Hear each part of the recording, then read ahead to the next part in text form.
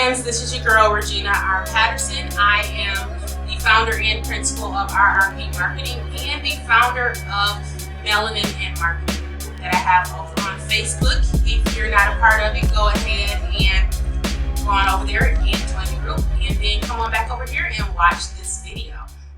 So today I'm going to talk to you about the things that people don't tell us about entrepreneurship, right?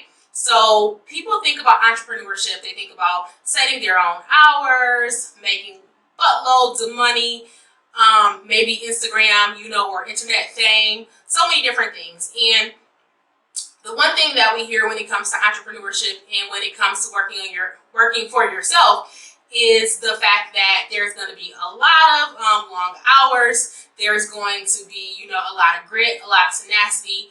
And that is going to take a lot of creativity to get it done, right? You're going to have to be focused. You're going to have to, just get in there and grind.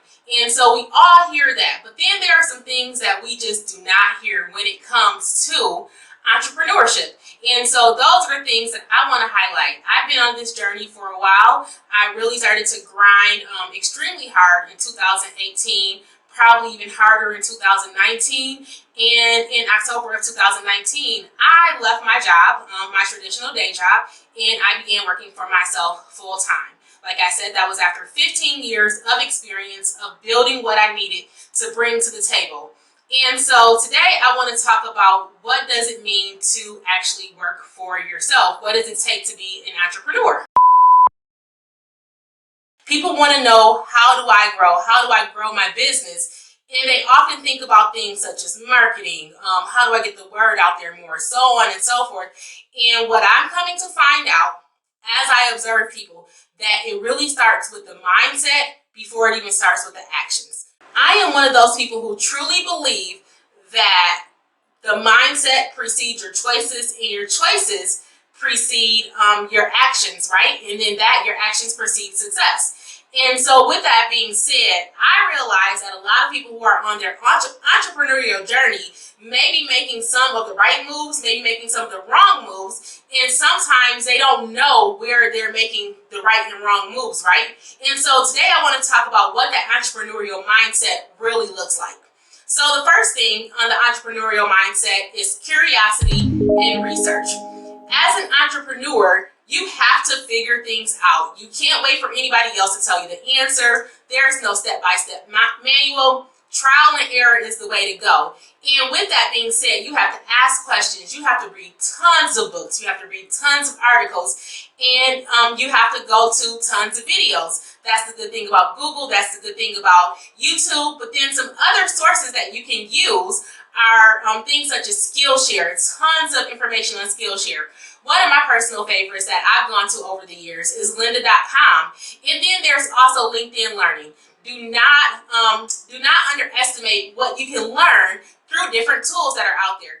But you have to have the curiosity and the tenacity to actually go and do the research. And sometimes it's about asking the right questions. And that's the reason why having a goal and having a focus is important. But that is totally for another video. The second thing that comes with the entrepreneurial mindset is the mindset of being okay with failure and being okay with making mistakes, right? Because you're going to make mistakes, you're going to waste money, there's going to be things, you're going to spend on a resource that you're like, I never actually used, so on and so forth. Or you may actually just give really poor customer service, one day. One of the most important things with entrepreneurship is to understand that it's very time consuming. And with it being very time consuming, you do not have time to throw a pity party. When you make that mistake, just brush yourself off, get back up, and keep going, right? Next thing that you want to do is to become okay with the word no. You may, or it also may even be a guarantee that you're going to hear 1, 2, maybe a lot of no's along the journey. And that's okay. Sometimes those no's will come in the form of waiting for a phone call that's never returned. It may also sound like your price is too high or that you were beat out by your competitor.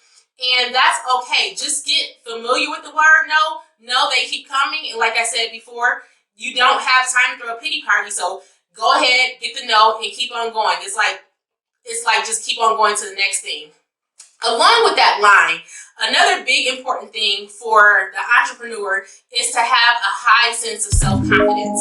It can get rough out there. People are viewing your products, your materials. Everybody has something to say, right? And some of those things are good things. Some of those things are not so great things. But there are times when you're going to have to be your own cheerleader and you're going to have to give yourself your own encouragement. You cannot wait for anybody else to affirm you, to tell you good job. The only affirmation that you need is that paid money or you also get a signed contract.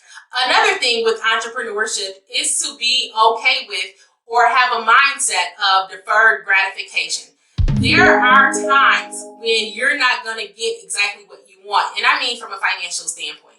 If you've become acquainted to a certain lifestyle, you have to flip that lifestyle a little bit. So maybe you like name brand items, maybe you like, cable and Netflix and Hulu. You may not be able to have it all anymore. And that's okay, because just remind yourself that this is only a temporary change. That's something that I do often. I remind myself that these decisions that I make, I love to shop and I don't shop as much anymore.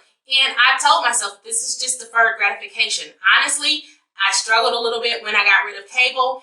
And now, I don't really miss it that much. So the next thing is actually becoming a master of time management. You don't have anybody telling you, when you need to be there, when you don't need to be there. And we all know that social media, other forms of entertainment can be huge distractions. And honestly, our own work can be a huge distraction, because there is a time when we need to be working on one project when we actually work on a different project because the other project is a little bit more fun, right? Or we have one customer and we're like, oh, I really love this customer, and I really love their project, versus this next customer that may be a little bit, harder to work with, harder to manage. And so at the end of the day, they're all your clients. You're there to serve with excellence, right? And so with that being said, you have to become a master of time management. You have to say, these are the 3 things that I'm going to focus on today, this month, this year, and you have to move other things out of the way. And the final thing that I want to talk about with entrepreneurship, and this is important for entrepreneurship or leadership, is the fact that you just have to know yourself, right? So when it goes back to becoming a master of time management, that goes into also knowing yourself. Know where you spend your time. Also know your strengths, know your weaknesses, and exploit your strengths. Like, you're really good at this one thing, exploit it. Let people know, I'm really good at, this thing. But then also know your weaknesses and deal with them accordingly. So for example, a lot of people know that procrastination can really be my thing, right? And so I have a business manager that helps with that. I also have a planner that helps with that. I know that I have deadlines. I set my own deadlines sometimes just so I can try to get certain work done.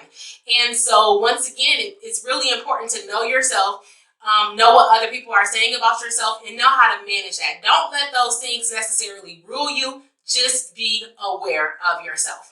So those are things that come to mind when I think of an entrepreneurial mindset. These are things that will help you actually reach success. So I hope you found this video helpful, and I look forward to you in the next video. I will talk to you later. Bye-bye.